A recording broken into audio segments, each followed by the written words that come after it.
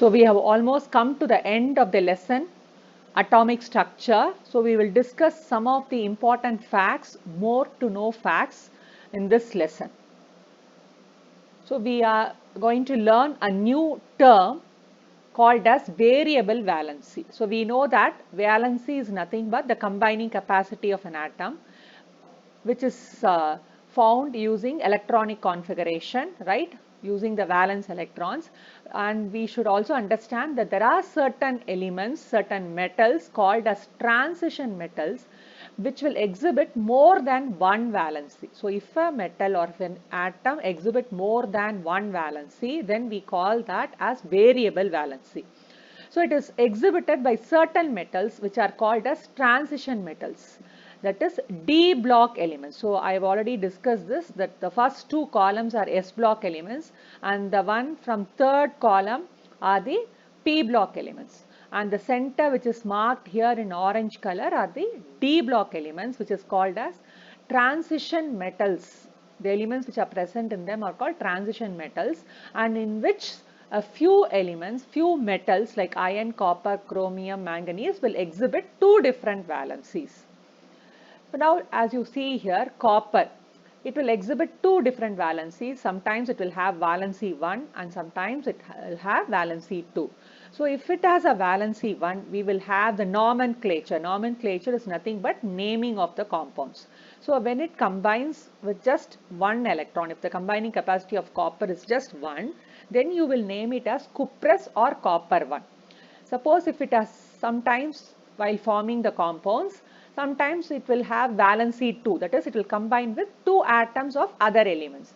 Then you have to name it as cupric or copper 2. Similarly, if you see silver, Ag is its symbol, valency 1, 2. So sometimes it will have the valency that it will combine with one atom of other element, or sometimes it will combine with two atoms of other element. So the naming will change and you will have to just add the prefix OUS for the lesser valency and IC for the, that is prefix as IC for the higher valency. Now if you consider iron, what is this symbol? It is Fe, which will exhibit two different valencies. Sometimes it will have valency 2 and sometimes it will have valency 3. So if it combines with two atoms of other elements, you have to name that compound as ferrous. And if it combines with three atoms of other elements, that if it is valency is 3, you have to name it as ferric. Similarly, you just see the examples of tin as tannous, tannic, lead as plumbous, plumbic. So just remember that copper, silver, mercury, iron, tin, lead are the metals or the atoms which will exhibit two different valencies, which we call it as variable valencies, right? Now we will go to the next term, which is isotones. So we have already learned what are isotopes and isobars. So isotopes are nothing but atoms of the same element, that means which have the same atomic number but different mass number.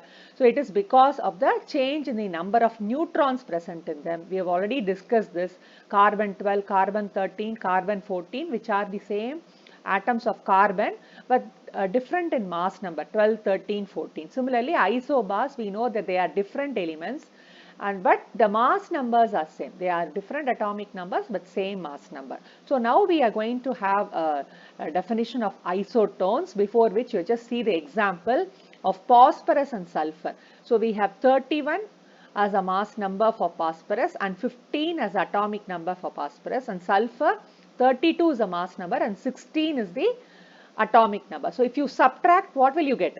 You will get the number of neutrons. Am I right? If you subtract mass number, that is atomic number from mass number, that is A minus Z, you will be getting the number of neutrons, which will be same for these elements. So atoms of different elements which will have different number of protons, definitely because they are of different elements, will have same number of neutrons, and those atoms are called isotones. So we'll just discuss with an example here, as I explained in a previous slide.